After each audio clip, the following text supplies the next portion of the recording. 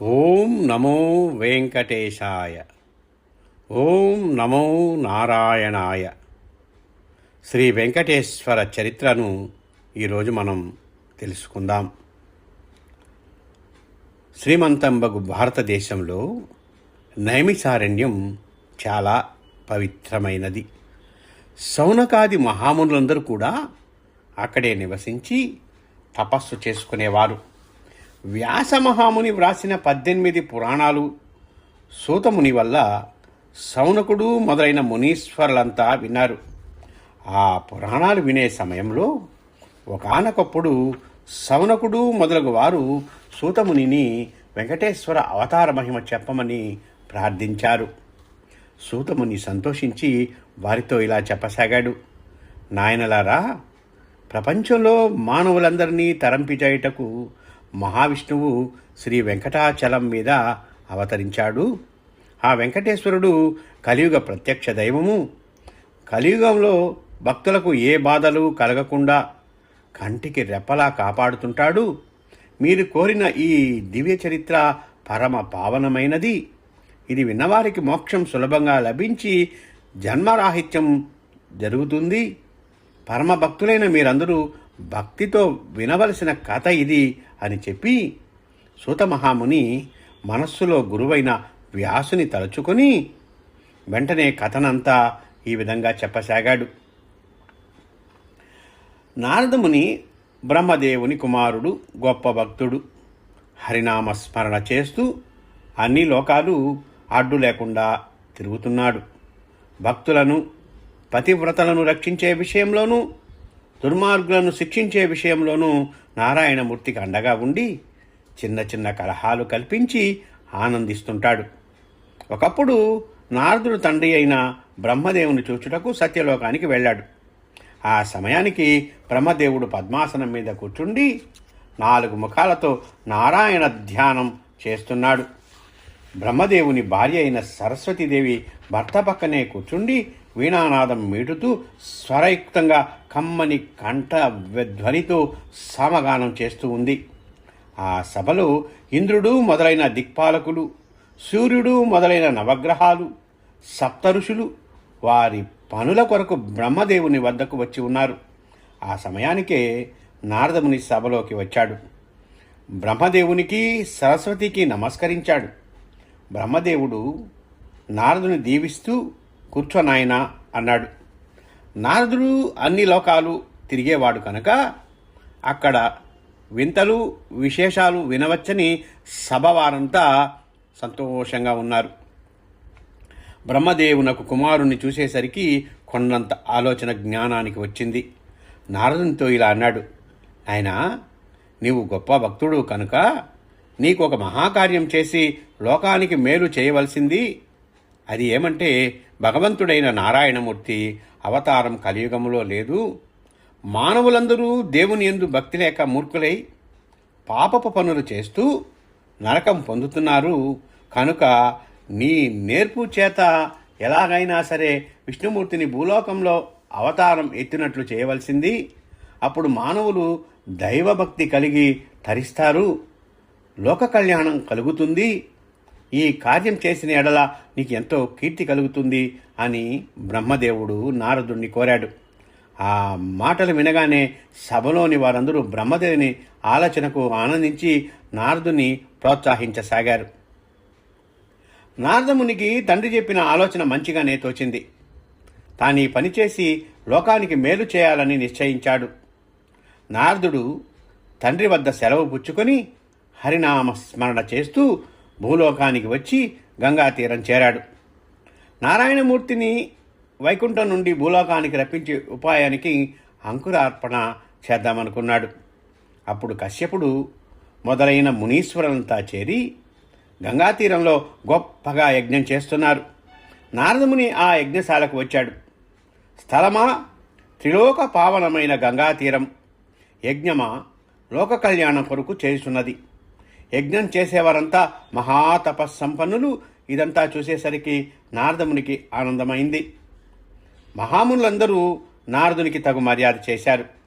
తన సంకల్పానికి మంచి పునాదులు అక్కడి నుంచే ప్రారంభించాలని నారదుడు మనసులో అనుకున్నాడు. మునులందరితో ఇలా అన్నాడు: అయ్యలారా, మీరు గొప్ప మహానుభావులు. మీలో ఒక్కొక్కరు ఒక్కొక్క లోకం సృష్టించగల మహిమ గలవారు. మీరు భక్తితో చేస్తున్న ఈ యజ్ఞంనకు నేనెంతో సంతోషిస్తున్నాను. కానీ నా మనస్సులో ఒక సందేహం కలిగింది. అది ఏమంటే, మీరు చేసే యజ్ఞము ఏ దేవుని గురించి? ఈ యజ్ఞమునకు ఫలమిచ్చే దేవుడు త్రిమూర్తుల్లో ఎవ్వరు? నేను ఎన్నాళ్ళ నుండియో యజ్ఞఫలమిచ్చే దేవుని తెలుసుకొనలేక తికమక పడుతున్నాను. మహానుభావులారా, మీరు నా సందేహములు తీర్చి పుణ్యం కట్టుకోవలసింది అని అడిగాడు. నారదుని ప్రశ్న విని మునులంతా తెల్లబోయారు. త్రిమూర్తుల్లో ఎవరి పేరు చెప్పుటకు సాహసించలేకపోయారు. తగు సమాధానం చెప్పలేక మౌనంగా ఉన్నారు. మునీశ్వరులు సమాధానం చెప్పకున్నందుకు నారదముని నవ్వుచూ, మహాత్ములారా, అర్థం తెలియక చేసే ఈ యజ్ఞమంతా వ్యర్థమే కదా. బ్రహ్మ, విష్ణు, మహేశ్వరులో ముగ్గురిలో సత్వగుణము కలిగి మోక్షమిచ్చే దేవుడెవరో ముందు తెలుసుకుని యజ్ఞఫలమును ఆ దేవునికి దారబోసి మోక్షమును పొందండి అని చెప్పి తనలో మునీశ్వరులకు నేనిప్పుడు చెప్పిన ఆలోచన ప్రకారం వారు త్రిమూర్తులను తప్పక పరీక్ష చేస్తారు. ఆ పరీక్షలో బ్రహ్మదేవుడు, శంకరుడు ఓడిపోతారు. నారాయణమూర్తి గెలుస్తాడు. ఆ పరీక్ష వల్ల లక్ష్మీదేవికి నారాయణునకు కలహం వచ్చి వైకుంఠం వదిలి భూలోకంలోకి వస్తాడు. ఆ అవతారమూర్తులను సేవించి ప్రజలందరూ తరిస్తారు అని అనుకుంటూ దారిన తాను వెళ్ళసాగాడు. మునీశ్వరుల మనసులో సందేహాగ్ని రగిల్చాడు. కొందరు బ్రహ్మదేవుని పక్షం, మరికొందరేమో శివుని పక్షం, ఇంకొందరు విష్ణుదేవుని పక్షం నిలిచారు. శివుడే గొప్ప దేవుడని శైవ మతస్థులు చేతులెత్తారు. విష్ణువే యజ్ఞఫలమిచ్చే దేవుడని వైష్ణవ స్వాములు వాదించారు. సృష్టికర్త అయిన బ్రహ్మదేవుడే గొప్ప అని బ్రహ్మపక్షం వారు అన్నారు. ఈ విధంగా మునీశ్వరులంతా వారి వారి ఇష్టదేవాల గొప్పదానాన్ని కొండంతగా చెప్పుతూ ఉపన్యసిస్తూ అన్యపక్షం వారి దైవ్యాన్ని హాస్యం చేస్తూ తర్జన భర్జన తిరస్కారాలకు దిగారు. కొంతమంది కలహం కల్పించి పోయినాడని నారదుని తిట్టసాగారు. మరికొందరు నారదుని ఆలోచనకు సంతోషించారు. యజ్ఞమంతా అల్లకల్లోలమైపోయింది. మంత్రాలు వాదములుగా మారాయి. మనీశ్వరులకు యజ్ఞం మీద మనస్సు పోయి కలహం ఎక్కువైంది. ఈ వాదమంతా విని అందులో కొందరు పెద్దలు ఇలా అన్నారు: మునులారా, మీరు జ్ఞానం కలవారు, ధర్మాధర్మములు, మంచి చెడ్డలు తెలిసినవారు. మీలో మీరు ఇలా వాదించుకునటం మంచిది కాదు. ఎవరైనా వింటే నవ్విపోతారు. మీలో కొందరు నారదుని దూషించారు, కానీ అది మంచిది కాదు. అతడు తెచ్చిన ఈ సమస్య గొప్ప యోచన గలదు కానీ కలహ కారణమైంది కాదు. భగవంతుని గొప్పతనం తెలుసుకున్నట్టుకు భక్తుల విధి. సత్వగుణము, రజోగుణము, తమోగుణము, ఈ మూడింటిలో సత్వగుణ ప్రధానమైనదే భగవంతుని స్వరూపము. కనుక త్రిమూర్తులలో సత్వగుణ ప్రధానుడైన దేవుడెవరో తెలుసుకున్నట మంచిది. తమలో త్రిమూర్తుల గొప్పదానాన్ని పరీక్షించే శక్తి గల మునీశ్వరుని పంపించి త్రిమూర్తులను పరీక్షించిన సభవారి సందేహం తీరుతుంది అని మధ్యవర్తులు ఉపాయం చెప్పారు. పెద్దలు నిర్ణయం విని మునులంతా సంతోషించసాగారు. త్రిమూర్తులలో పరీక్షించడము సామాన్యమైన పని కాదు. ఆ పరీక్ష అధికారం పొందుటకు అందరూ భయపడ్డారు. అంత గొప్పవాడు మనలో ఉన్నాడా అని ఆలోచించసాగారు. ఆ సమయంలో కొందరు మునులు ఇలా అన్నారు: మునులారా, మనలో భృగుమహామని గొప్ప తపస్సు చేసి మహిమను సంపాదించాడు. కావున ఈ పరీక్షాధికారం ఆయనకు ఇచ్చితే బాగుంటుంది అన్నారు. ఆ మాట విని సభ వారందరూ కరతాళ ధ్వనులు చేసి భృగుమహాముని కూడా సభవారి మాటలను తోసివేయజాలక సరే అని సమ్మతించాడు. కానీ త్రిమూర్తులను పరీక్షించుట అగ్నితో చెలగాటమంటిదని ఆత్మలో సందేహించాడు. ఎట్లయినను ప్రయాణము నిశ్చయించాడు. బ్రహ్మదేవుడు నిండు సభలో బంగారు గద్దె మీద కూర్చున్నాడు. ఒకవైపు మహారుషులు, దేవఋషులు, రాజఋషులు, బ్రహ్మఋషులు కూర్చొని ఉన్నారు. మరోవైపు సురులు, యక్షులు, గరుడ, గంధర్వ, కిన్నరులు కూర్చున్నారు. బ్రహ్మదేవుని సభ వారికి వేద ధర్మాలు బోధిస్తున్నాడు. అందరూ ఆనందంగా వింటున్నారు. ఆ సమయానికి భృగుమహాముని సభలోనికి వచ్చాడు. సభనంతా ఒక్క మాట చూశాడు. బ్రహ్మదేవునికి గౌరవంగా ఒక నమస్కారమైనా చేయకుండా గర్వంతో ఒక గద్దె మీద కూర్చున్నాడు. సభలోని వారంతా భృగుమహాముని రాకకు సంతోషించారు, కానీ బ్రహ్మదేవునికి నమస్కారం చేయకుండా ఇంత నిర్లక్ష్యంగా ఉండడం వారిలో వారు గుసగుసలాడుకున్నారు. భృగుమహాముని ప్రవర్తన బ్రహ్మదేవునికి అవమానంగా తోచింది. సభా మర్యాద ప్రకారం పెద్దవాడైన తనకు నమస్కారం చేయకుండా కూర్చున్న భృగు మీద బ్రహ్మకు పట్టరాని కోపం వచ్చింది. కన్నులు ఎర్రజేశాడు, కనుబొమ్మలు చిట్లించాడు. కఠినమైన ధ్వనితో ఇలా అన్నాడు: భృగు మహర్షి, నా వంశంలో పుట్టి ధర్మాధర్మాలు తెలిసి గొప్ప తపస్సు చేసి మహిమ సంపాదించిన నీవు గౌరవం కలవాడనుకున్నాను, కానీ ఇంత మూర్ఖుడవు అనుకోలేదు. పరువు మర్యాదలు తెలియకుండా సభాగర్వం పాటించకుండా ప్రవర్తించవచ్చునా? పెద్దనైన నాకు నమస్కారం చేయకుండా పీఠ మీద కూర్చోవచ్చునా? మహాముని అని గర్వమా? అందరికంటే తపస్శాలివని అహంకారమా? ఈ సభలో ఉన్న మునీశ్వరులలో ఎవరికంటే గొప్పవాడు నువ్వు? త్రిమూర్తులను పసిపాపులుగా ఆడించిన అత్రి మహాముని కంటే అధికుడివా? ఇంద్రుడంత వాణ్ణి శపించిన గౌతముని కంటే ఘనుడవా? జమదగ్ని కంటే శక్తి కలవాడవా? నీవంత తెలివిహీనుడు అని నేను అనుకోలేదు అని బ్రహ్మ దేవుడు నేటికి వచ్చినట్టు భృగుమహుని దూషించాడు. భృగి మహాముని లోపల నమ్ముకొనుచు తనలో ఇలా అనుకున్నాడు: అవరా, బ్రహ్మదేవునకు ఎంత దురాభిమానము! ఆయనను నేను నమస్కారం చేయకున్నంత మాత్రాన ఈ గొప్పదనకు భంగము వచ్చునా? శాంతమూర్తులకు ఇతరుల పొగడ్తలతోనూ పూజలతో పని ఏమున్నది? ఆత్మాభిమానం గల రాజస గుణం ప్రధానులకే కదా ఈ గర్వము. ఇట్టి రాజస గుణము కలవాడని తెలుసుకుని బ్రహ్మదేవునకు ప్రత్యుత్తరం చెప్పకుండా బ్రహ్మముని ఆ సభను విడిచి వెళ్ళిపోయాడు. ఇక కైలాసానికి చేరుకున్నాడు భృగుమహాముని. బ్రహ్మదేవుని సంగతి తెలిసింది. ఇక ఈశ్వరుని సంగతి తెలుసుకుందామని భృగుమహాముని కైలాసానికి చేరాడు.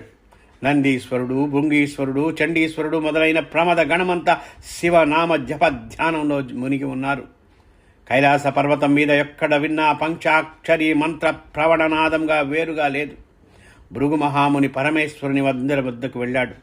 వాకటిలో కాపలి ఉన్న వానితో పోయి శివుడు ఏమి చేయుచున్నాడని ప్రశ్నించాడు. అయ్యా, పరమేశ్వరుడు పార్వతీదేవితో ఏకాంత మందిరంలో ఉన్నాడు.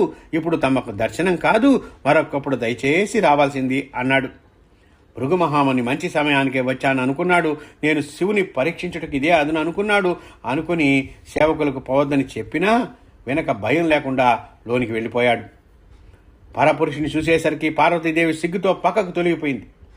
ఏకాంతంగా ఉన్న ఆలు మగల వద్దకు ఇతరులు పోకూడదని తెలిసి మూర్ఖంగా వచ్చిన భృగుమహాముని మీద పరమేశ్వరునికి అంతులేని ఆగ్రహం వచ్చింది. అసలే రుద్రుడు, ఆ పైన రౌద్రం వచ్చింది. ఇక అడగవలెనా? శివుడు చిందులు తొక్కుచు పిడుగు వంటి ధ్వనితో ఇలా అన్నాడు: ఓయే మూర్ఖుడా, పెద్దవాడై ఉండి కూడా మర్యాద తెలియకుండా ప్రవర్తించావు. భార్యాభర్తల ఏకాంత మందిరానికి పరాయి వారు రావచ్చునా? నిన్ను లోపలికి రమ్మని ఆజ్ఞ ఇచ్చింది ఎవరు? నా ఆజ్ఞ లేకుండా నా మందిరంలోకి ఎలా వచ్చావు? నీవెంత బుద్ధిమంతుడివని, బ్రహ్మవంశంలో పుట్టినవాడువని, మహాతపస్యాలివని ఇంతవరకు అనుకున్నానే గాని ఇంత మూర్ఖుడువని అనుకోలేదు. వేదములు చదివి ధర్మాధర్మములు తెలిసిన వాడవు కదా. ఆలు మగలను ఏకాంత మందిరంలో చూచేవారికి అధిక పాపమని తెలియదా? తెలిసి గర్వంతో ప్రవర్తించావా? అది ఎవరైనా విన్నా సిగ్గు చేటు కదా. ఇప్పుడు నేను శపించిన సర్వనాశనము గావా? ఏమో దయదలిచి తిని. ఛీ, నీ ముఖం చూడరాదు, ఆవలకు పో అని పెద్ద పెద్ద కేకలు వేస్తూ భృగుమహాముని దూషించాడు. పరమేశ్వరుడు ఎన్నెను భృగువు మారు మాట్లాడకుండా తనలో తాను నవ్వుకుంటూ బయటకు వచ్చేశాడు. ఆహా, ఎంతటి వాడైనా కోపనము లోబడనేని గౌరవం పొందాడు కదా. ఆదిదేవుడైన ఈ మహానుభావునకు నాపై ఎంత కోపం వచ్చింది. మహావిరాగి అయిన ఇతనికి ఎంత మాత్రం ఆగ్రహం కలుగుట ఈతని ఎందుగల తామసగుణమే కారణము. తామసగుణ ప్రధానుడు కనుకే సర్వజ్ఞుడైన ఉండియు శాంతముతో నేను వచ్చిన పని గ్రహింపక ఆగ్రహించాడు. ఇతని గొప్పదనం తెలిసినది. ఇక నేనిక్కడ ఉండుట అనవసరము. ఇక నా పరీక్షకు మిగిలింది వైకుంఠవాసమే అని కైలాసం నుండి ప్రయాణం సాగించాడు. వైకుంఠం అందమైన పట్టణం. లక్ష్మీదేవుని నివాసం గనుక అందచందములకు పుట్టినిల్లు, కనుల పండుగ కళకళలాడుచుండాది. భృగు మహాముని వైకుంఠ నగరానికి వచ్చాడు. మహావిష్ణు మందిరం చేరాడు. ఆ సమయాన శ్రీహరి శేషపాన్పుపై పవళించి ఉన్నాడు. లక్ష్మీదేవి పాతములొత్తుచున్నది. భృగుముని స్వామిని దూరంగా చూసి మనసులో ప్రార్థించి సమీపానికి వెళ్ళి నొదురు బెదురు లేకుండా నారాయణుని రొమ్ముపై తన్నాడు. లక్ష్మీదేవి నెవ్వరపడి చూసింది. తన్ను తిన్న భగవానుడు తామసపడలేదు. పాన్పు నుంచి లేచి క్రిందకి వెళ్ళి భృగుమహముని పాదములు పట్టుకుని ప్రశాంతంగా ఇల్లాడాడు. మహాముని, నేను చాలా ధన్యుణ్ణి. నీ వంటి మహాతపోనిధుల పాదధూళి చేత నా శరీరం పవిత్రమైంది. ఈనాడు మోక్షలక్ష్మి ధన్యత కలిగింది. కోమలమైన మీ పాదము నా దేహమునకు తాకి ఎంత నొచ్చుకున్నదో కదా. ఏది మీ పాదమిటు చూపుడు. కొంచెం ఒత్తెదనని మునీశ్వరి పాదమందున్న నేత్రాన్ని చిదివేసి ఇలా అన్నాడు. స్వామి, మీరు మహానుభావుడు. మీ మనసులో గల అభిప్రాయం గుర్తించి తిని నాకు నీపై కోపం లేదు. నీవు వచ్చిన పని తీరినందుకు నేను సంతోషిస్తున్నాను అని మహావిష్ణువు శాంతంగా అన్నాడు. శ్రీహరి యొక్క శాంత స్వభావానికి భృగుమహాముని ఆనందపడి భగవంతుని తాను తనిన మహాపరాధానికి తప్పించుచూ ఇలా ప్రార్థించాడు. రమణ, వెంకటరమణ, జగన్నాథ, పాండురంగ, పాడు పరీక్షకై పరమాత్ముడైన నిన్ను తన్ని పాపం తెచ్చుకున్నాను. నా వంటి క్రూరుడు ఎక్కడైనా ఉన్నాడా? నిన్ను తన్నిన పాపమును నేను ఎన్ని జన్మలెత్తినా పోవునా? నా గతి ఏమి? నా తప్పు క్షమించు, నన్ను రక్షించు ప్రభు అని భృగుమని అనేక విధాలుగా శ్రీహరిని ప్రార్థించసాగాడు.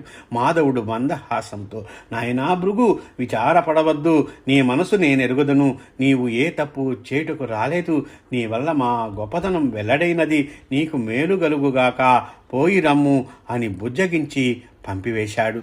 ఇంతటితో భృగు మహర్షి త్రిమూర్తులను పరిశీలించుట సమాప్తమైనది. ఇక రెండవ భాగంలో లక్ష్మీదేవి శ్రీహరిపై అలుగుట, భువికేగుట అంశాలని మనం ఇంకో భాగంలో తెలుసుకుంటాం. అంతవరకు సెలవు.